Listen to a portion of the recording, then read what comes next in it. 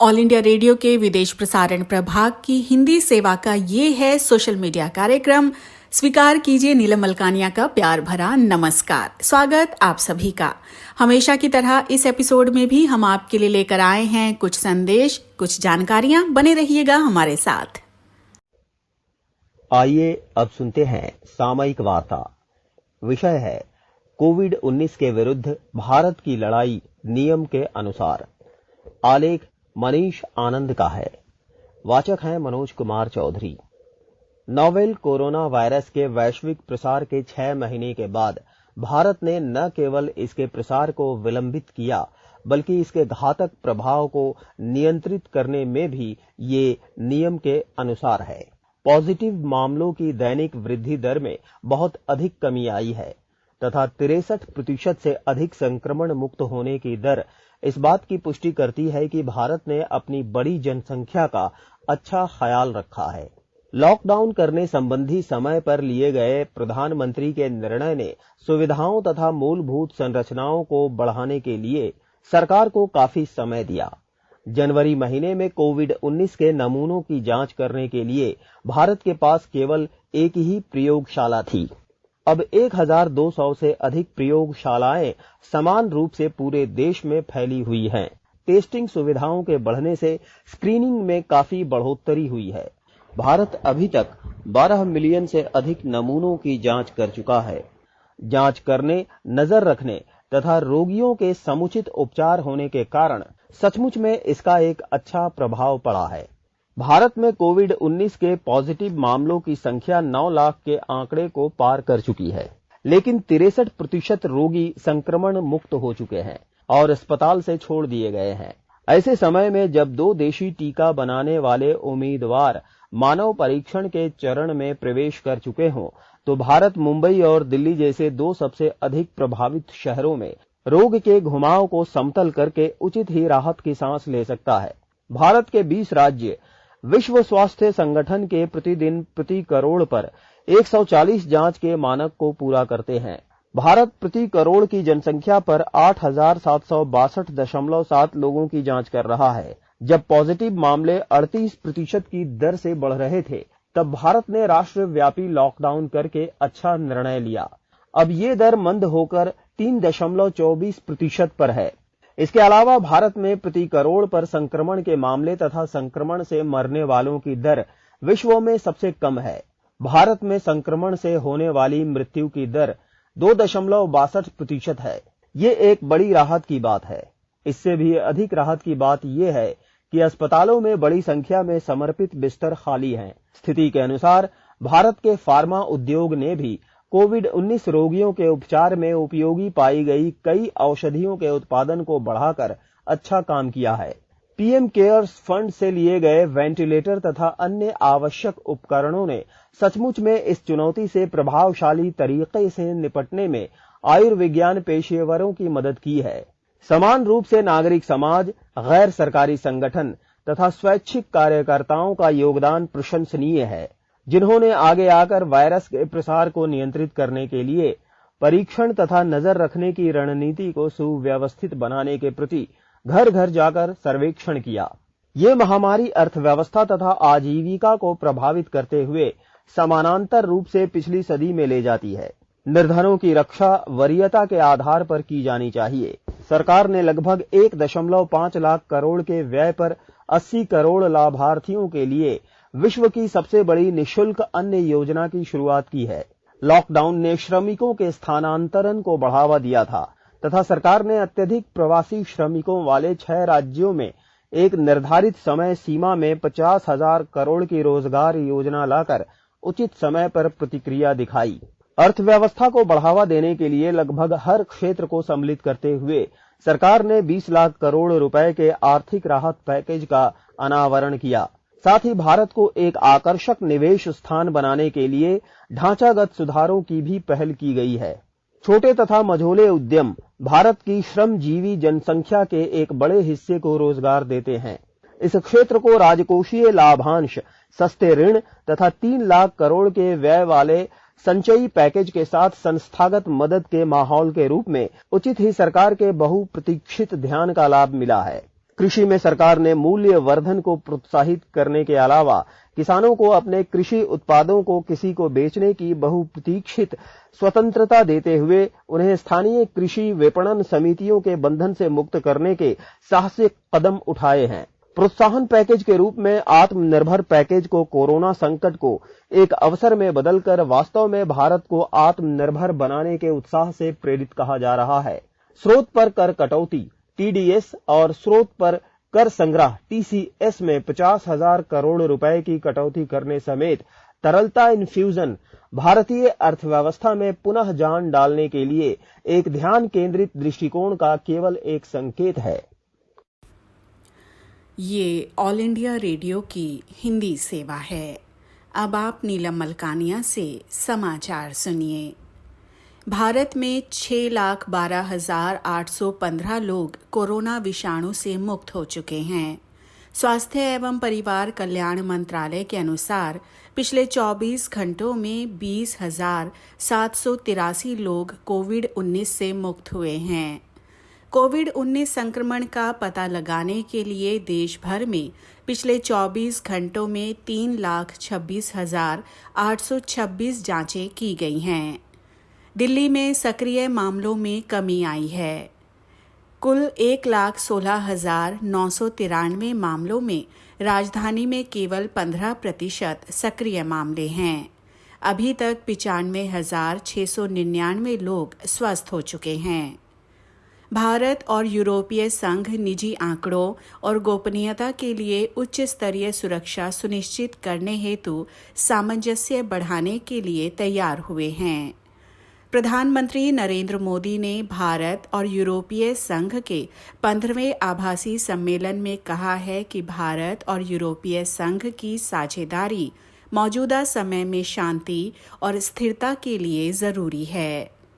ये समाचार हमें विदेश प्रसारण प्रभाग के वार्ता एकांश से प्राप्त हुए। यूरोपीय परिषद के अध्यक्ष चार्ल्स मिशेल ने कहा है कि यूरोप खुली, सतत और नियम आधारित संपर्क साझेदारी के भारत के प्रस्ताव का स्वागत करता है। भारत और यूरोपीय संघ विस्तृत मुक्त व्यापार समझौते की दिशा में कार्य कर सकते हैं। दोनों पक्ष इस बारे में जल्द ही उच्च स्तरीय व्यापार वार्ता कर सकते हैं। राजस्थान के पूर्व उप मुख्यमंत्री सचिन पायलट ने राजस्थान विधानसभा के लिए अयोग्य करार दिए जाने वाले अध्यक्ष के नोटिस को राज्य के उच्च न्यायालय में चुनौती दी है।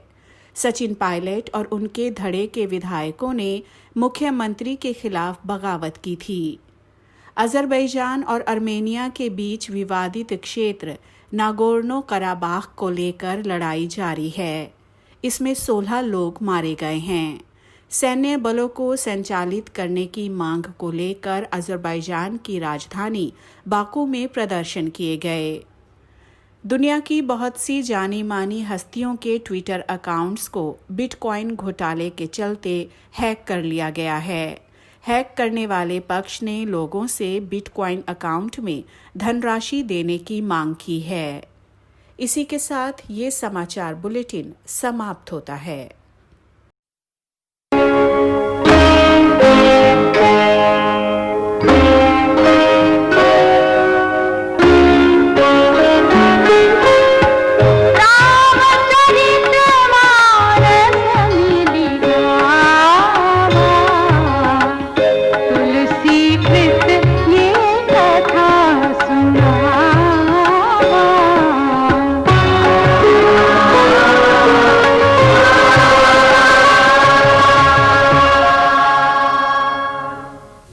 पार्वती से विवाह करने की भगवान शिव की सहमति पाकर देवगण पर्वतराज हिमाचल के पास पहुंचे।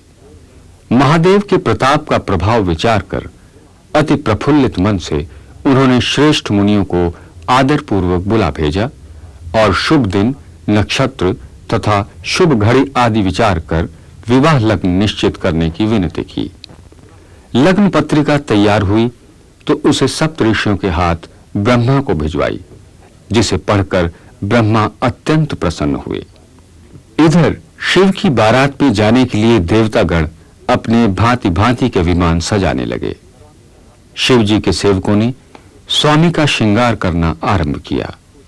जटाओं का मुकुट बनाकर उस पर सांपों का मोर चढ़ाया गया। सांपों के ही कुंडल और कंकण, शरीर पर विभूति का लेप और वस्त्र के नाम पर व्याघ्र चर्म, सुंदर भाल पर चंद्रमा सुशोभित हुए। सिर पर गंगावतरण, 3 नेत्र, सर्पों का यज्ञोपवीत, गले में विष तथा छाती पर नरमुंडों की माला। ऐसा भयावह और अशुभ दिखने वाला वेश था मंगलकारी महादेव का।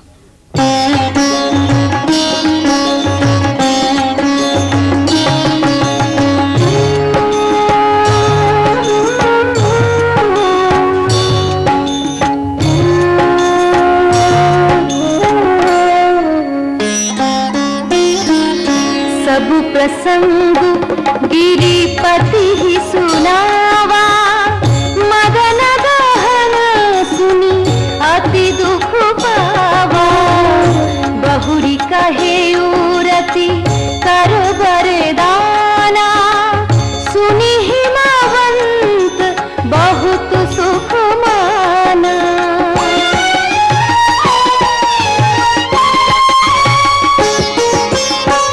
हृदय विचारी शंभु प्रभुताई, सागर मुनि बर लिए बोलाई। सुदिनु सुनखत सुघरी सोचाई, बेगी वेद विधि लगने धराई।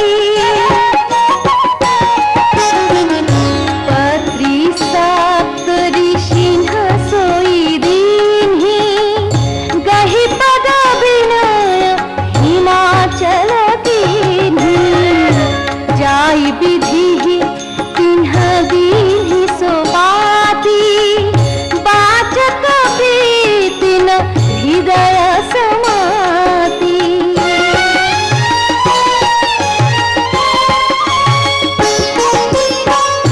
लगन वाचियज सब ही सुनाई, हर्षे मुनि सब सुर समुदाई।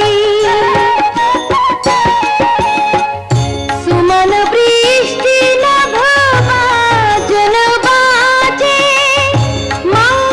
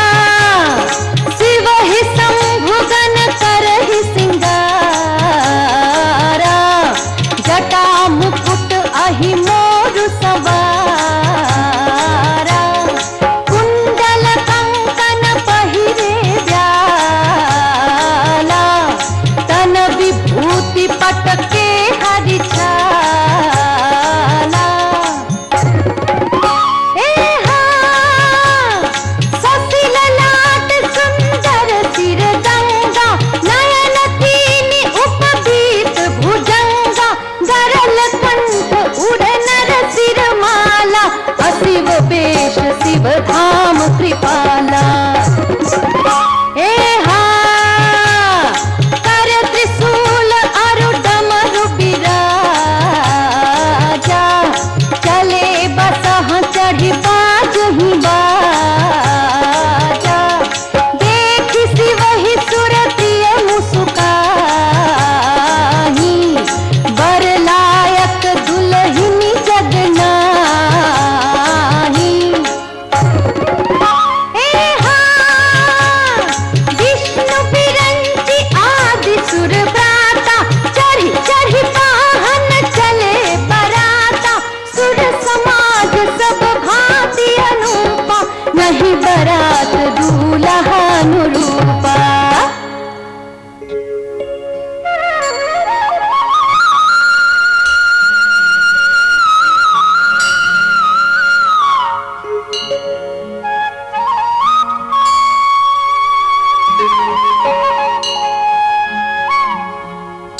विष्णु कहा अस बेहसी तब,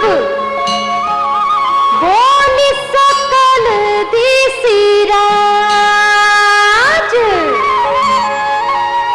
बिलग बिलग होई चलहु सब,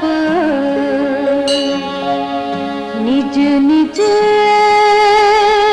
सहित समाज।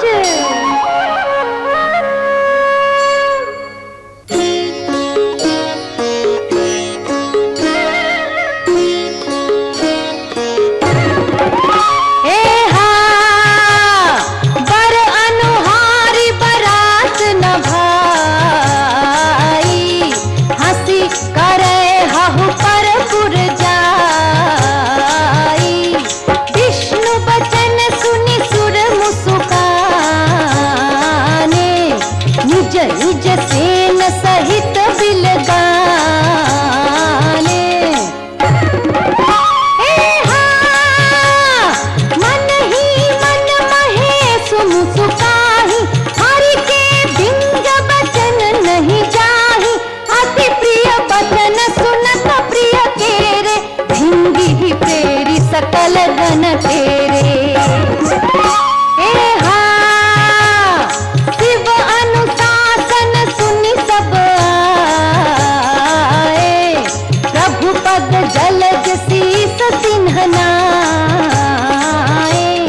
नाना वाहन नाना बेखा, बिहसे शिव समाज निज देखा। हे हा को मुखहीन विपुल मुख काहू, बिनु पद कर को बहु पद बाहु। विपुल नयन कहु नयन विहीना, इष्ट पुष्ट को अति तन कीना।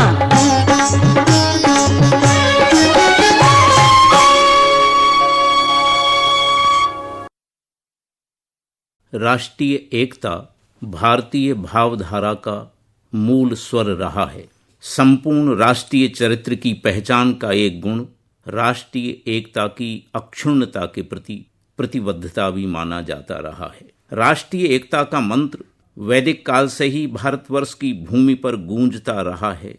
प्राचीन काल में भारतवर्ष आर्यावर्त के नाम से जाना जाता था। बाद में हमारा देश भारत, हिंदुस्तान, इंडिया, विश्वगुरु आदि नामों से अपनी विशिष्ट पहचान बनाता रहा है। वैदिक तथा संस्कृत वांग में पाली, प्राकृत, अपभ्रंश तथा हिंदी भाषा का साहित्य आर्यावर्त की अखंडता के उदाहरणों से भरा पड़ा है। भारतवर्ष की परिकल्पना केवल भौगोलिक सीमाओं से आबद्ध भूखंड मात्र नहीं है, बल्कि सांस्कृतिक दृष्टि से संपन्न समृद्ध एक भाव संपदा है। भारत एक भाव और विचार का नाम है। अखंडता इसकी विशिष्ट पहचान और गुण है। राष्ट्रीय एकता के अनुरक्षण में ऋग्वेद के ऋषि से लेकर गांधी विनोबा युग तक की विशिष्ट भूमिका रही है।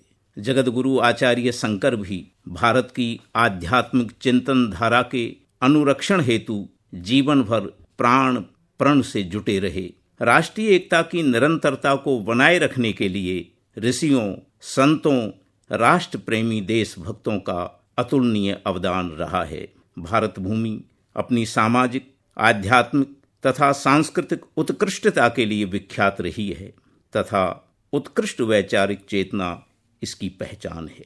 करतल भिक्षा तरुतर वास करने वाले भारतीय संतों ने ही इसे वेद की पवित्र वाणी प्रदान की तथा अपनी उत्कृष्ट साधना शक्ति द्वारा स्मरण रखकर इस आध्यात्मिक विरासत को युगों तक संजोए रखा। आध्यात्मिक या वैचारिक विरासत के प्रति गहरे लगाव के कारण भारतीय राष्ट्रीय एकता की धारा सुदृढ़ आकार लेती रही है। आज हमारे मन में राष्ट्र की जो संकल्पना है, वैसी संकल्पना पूर्व मध्यकालीन भारतीय समाज में नहीं थी। एक देश या भारतवर्ष का भाव तत्कालीन समाज और संतों के मन में था। देश की भौगोलिक सीमा रेखाओं से परे हटकर उन्होंने एक सांस्कृतिक अखंड राष्ट्र की भावना पर विचार किया था। आज जिस राष्ट्र का भाव हमारे मन में बना हुआ है, उस भाव के अंतर में जो एकता, अखंडता, विशालता और वैविध्य का भाव है, उसका असली बीजारोपण भारतीय संत परंपरा और संतों के सांस्कृतिक चिंतन में निहित है।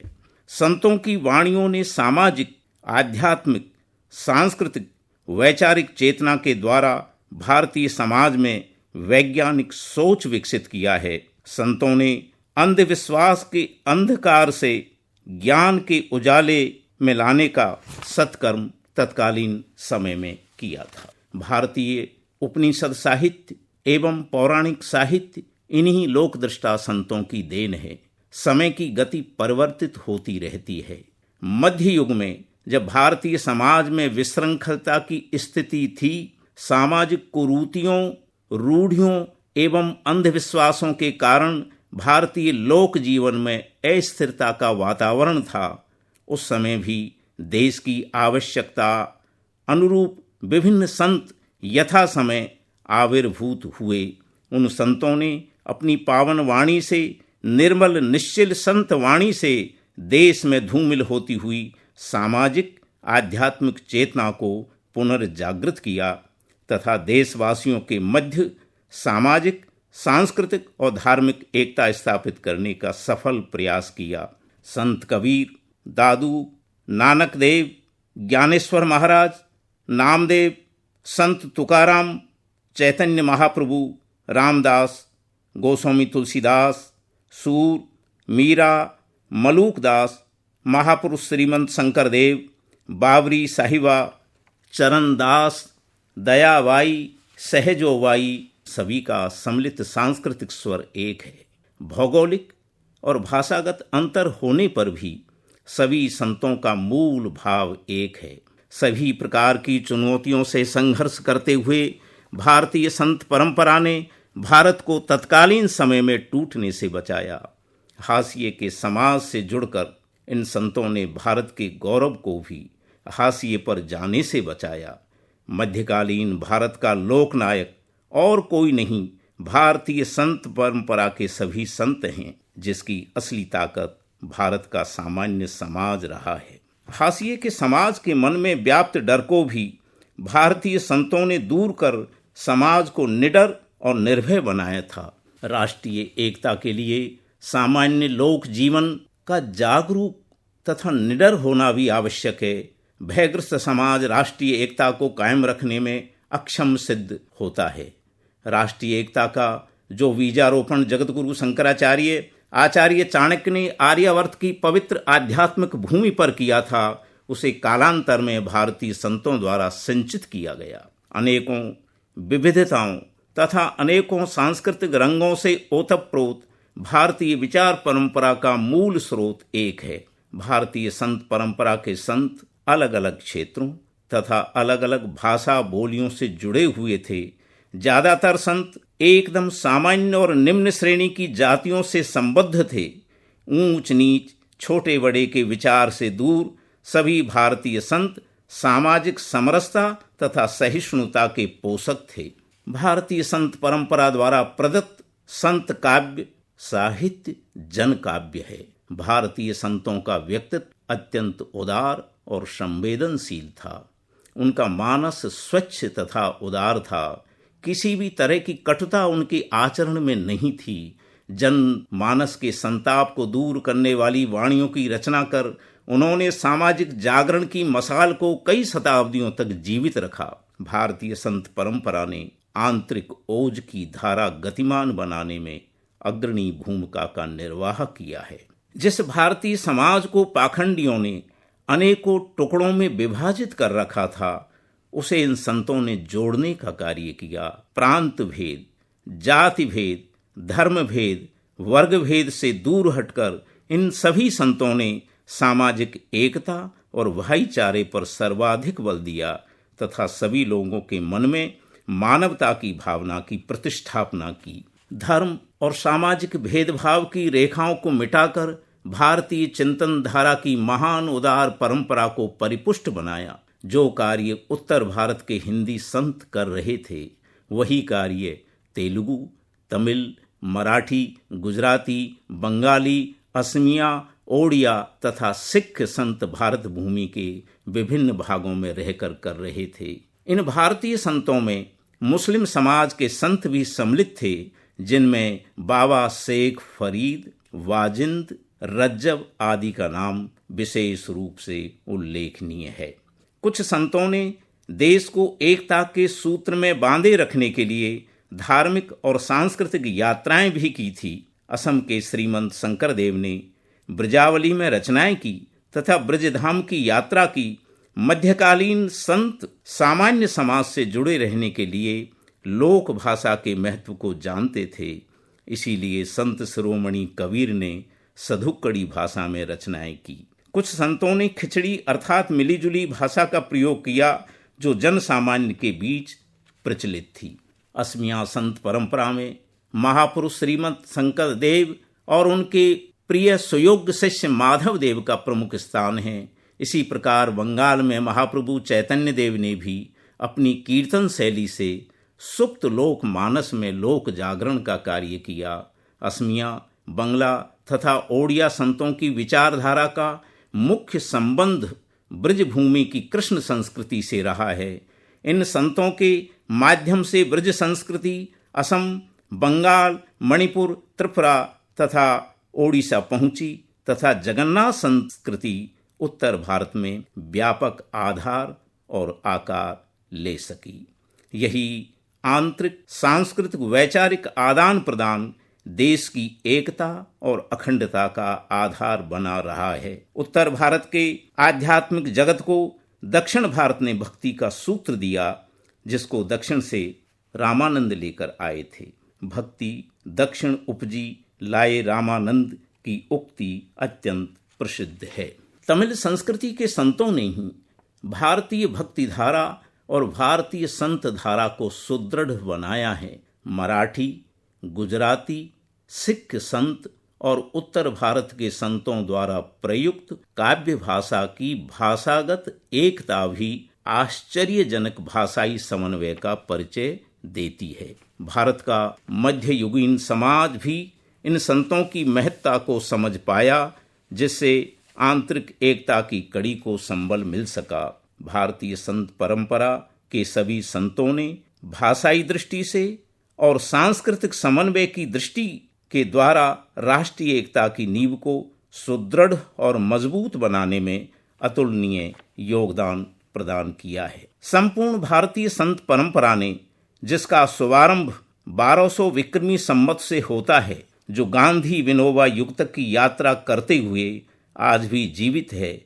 ने सभी भेद रेखाओं को मिटाकर मानव धर्म और मातृभूमि वंदना को अपना आशीर्वाद प्रदान किया है। कार्यक्रम आपको कैसा लगा हमें जरूर बताइएगा esth.radiomail@gmail.com पर।